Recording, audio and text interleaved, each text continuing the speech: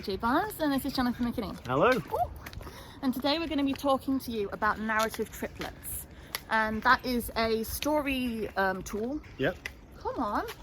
A story tool that you can use to make your story progress and keep it interesting. And Yeah, you talk because I'm going on this thing. Okay, it's really satisfying when you're watching a film or you're reading a book. When you experience this, even if you don't necessarily understand that you're being satisfied, you are being satisfied. The one we're going to use as a reference to explain what we're talking about is the new film Joker. Yes. So this episode does include spoilers for that film if you've not seen it yet. Yeah, we can't talk about the Narrative Triplet without spoiling the hell out of it. Yeah. So. I mean, it's not probably going to be a surprise, but equally so, see it before you watch this. So in that film, and we could see it coming that this is going to be happening because it's really beautifully set up. Yeah, it is beautifully set up, but also because we do this. Yeah. So we're familiar with it. So there's a sequence in this film with a staircase that's like an alleyway through some buildings. Yeah, there's a lot of emphasis put on the staircase. And it's a beautiful shot of him walking up the stairs. Yeah. He's trudging. It's at the beginning of the film when he has been to see the therapist. Should we go out in the road a little bit? He's been to see the therapist.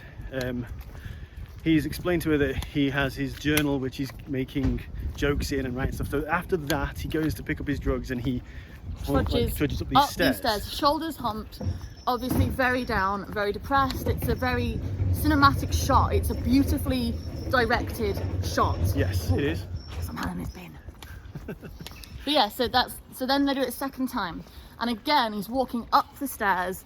It's hard, it's heavy work, he's trudging. He's obviously very, browbeaten essentially. Yeah, he is beaten by his mental illness and his bad life. I think that's, we'll go that way. After he gets fired. Yeah. I think that is. So, and that's like in the middle. So there's your escalation point. So it's the same stairs, but it's building up his depression and his misery, and the effort of getting up those stairs is representative of the effort of getting through life. And it's worse, the crucial point for the second instance of this is that it's much harder. It's worse than it was the first time.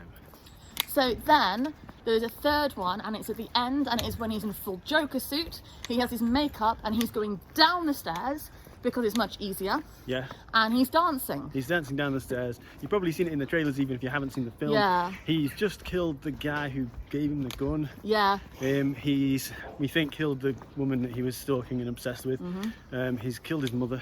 He's done a lot of killing. But he's lightened by the killing. Yeah. And the film is expressing the lightening of the load upon him with the putting on of the Joker costume by the walking down the stairs with the dance, because that is where he is now in life. That is how it's represented. Yeah, yeah. And it's really beautiful. We could see it coming, as I say, because we would do it. We would do this ourselves. If you're writing a book or a film or something and you want to use this, it's a good time to use this kind of idea is at the end, when you've written the bulk of the story. Yeah, you go back and fill it in. Because then you can insert these things. She's having a wee. She's having a wee, so we'll just take a little bit of a slow down. But yeah, you can go and backfill, because a lot of the time you'll get to the end and be like, this is a really beautiful representation of where they are now. Yeah. And then you have to just go back in and do a different version of it. The importance is you change it. So the first times it is one way, and the third time as a representation of where that character is and what they've been through and where they are now, it's different. Yeah, there are absolutely, as you'd imagine, loads of these We'll instances. talk about another one and another one next time, because the more you see them and the more you understand where they've been done and how they've been used, the more you'll start to understand how they are constructed, and you'll be able to then apply it to your own writing and put them in yourself. Often at the time you'll backfill it, and that's brilliant for editing, is you go back and you put these narrative triplets in for the impact of the final one that you came to naturally. A lot of the time it will help you to create a sense that this was composed, that you weren't making it up as you went, which a lot of the time you might well be, because you have to. A lot of the time you have to make up what you're doing as you go. Yeah, you don't know how your pants kind of thing. Yeah, you might not know how your character's going to react 60 pages down the line or 50,000 words in. But when you go back and put in these narrative triplets, it does give it a sense of flow. So you might not realise you're seeing it. You might not necessarily understand that it's happening, but it helps the whole thing feel tied together. It helps the plot feel like it was built that way from the beginning. Yeah, and it rewards the audience's attention, which you obviously want to do. You want to reward the audience for paying attention to your film or to your book, because it's you know, they've chosen your thing, they've chosen your story. So you make it worth the while. So yeah, you can lift their experience by doing this. And yeah, the first, I mean, you can get weighed down thinking about 3-act structures and whatnot. If you do think in the terms of act structures and you do use 3, then you want to obviously put one of these instances in per act. Yeah. If you're writing a script and it's a film, it's 120 pages, so you put your first in the first 40 pages, second in the second 40, and so on. And yeah, you want to escalate.